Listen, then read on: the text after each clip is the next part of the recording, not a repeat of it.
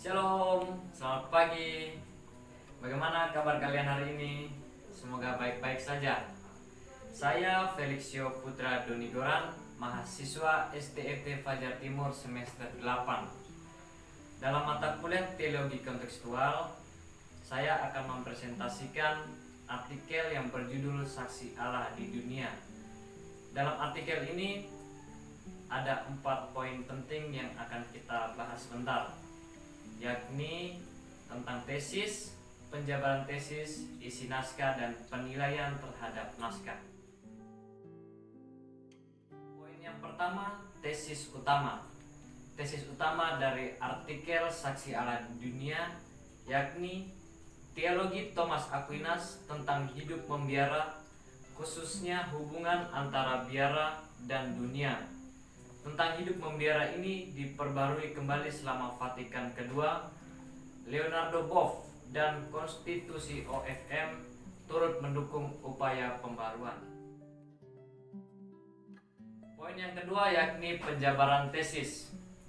Pengarang dalam hal ini Monsinyur Sunarko dalam penjabaran tesis tersebut membagi 3 bagian pokok inti pembahasan, yakni teologi Thomas Aquinas tentang hidup membiara, upaya pembaruan Vatikan II, dan 2 contoh upaya pembaruan. Dalam hal ini ialah pandangan dari Leonardo Boff, refleksinya tentang hidup membiara, dan spiritualitas konstitusi OFM tentang kemiskinan.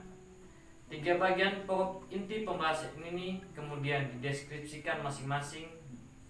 Dalam uriannya pun tidak sukar untuk dipahami karena dapat dikatakan sudah cukup jelas. Itulah tesis yang termuat dalam naskah yang berjudul Saksi Allah di Dunia oleh Monsinyur Sunarko. Poin yang ketiga, isi naskah. Naskah ini pada umumnya menggambarkan saksi-saksi Allah di dunia, secara khusus membahas tentang spiritualitas para biarawan-biarawati dalam karyanya di dunia untuk mencapai kesempurnaan kasih. Tema besar naskah ini ialah Saksi Allah di Dunia, ditulis oleh Monsinyur Sunarko, yang secara umum naskah ini terbagi menjadi 3 poin utama. Pada poin pertama, teologi tentang hidup membiara menurut Thomas Aquinas. Teologinya dapat dipahami berdasarkan pandangannya tentang hubungan antara perintah dan nasihat, serta tentang hubungan antara kasih kepada Allah dan kasih kepada manusia. Kewajiban pertama dan utama dari setiap biarawan-biarawati ada selalu bebas bagi Allah dan mencintai Dia. Cinta kasih pada Allah adalah sebab dan tujuan dari cinta pada sesama. Dengan demikian, hidup kontemplasi dinilai lebih tinggi dibandingkan dengan hidup aktif, sebab melalui kontemplasi orang dapat merasakan apa yang disebut visio beatifika.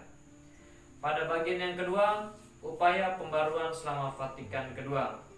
Selama konsili terjadi perdebatan yang sengit antara mereka yang bersikap skeptis terhadap keterbukaan kepada dunia dengan mereka yang mengeluh tentang dan berusaha mengatasi problem keterasingan para biarawan-biarawati dari dunia nyata.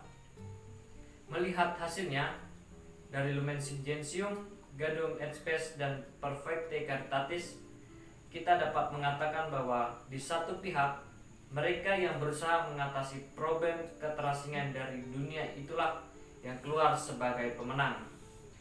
Hal ini pun ditekankan pula dalam Gaudium et Spes, bahwa para bapak konsili berupaya merumuskan sikap gereja yang lebih terbuka terhadap dunia. Pada bagian yang ketiga, 2 contoh upaya pembaruan pembacaan ulang spiritualitas dari kalangan Fransiskan. Leonardo Boff menjelaskan bahwa kasih kepada Allah dan kasih kepada sesama merupakan satu hal yang sama dan identik. Jalan menuju Allah adalah jalan melalui manusia. Selain itu, Boff memberikan 2 macam pengertian tentang dunia, yakni dunia yang sekular dan dunia sebagai sistem atau struktur masyarakat yang dominan. Bertolak dari itu, konstitusi OFM juga berpendapat bahwa sejak semula kemiskinan merupakan bagian tak terpisahkan dari karisma Fransiskan. Hendaklah para saudara Dina menempati kemiskinan, kerendahan hati, serta Injil suci Tuhan kita Yesus Kristus yang telah kita janjikan sebulat hati.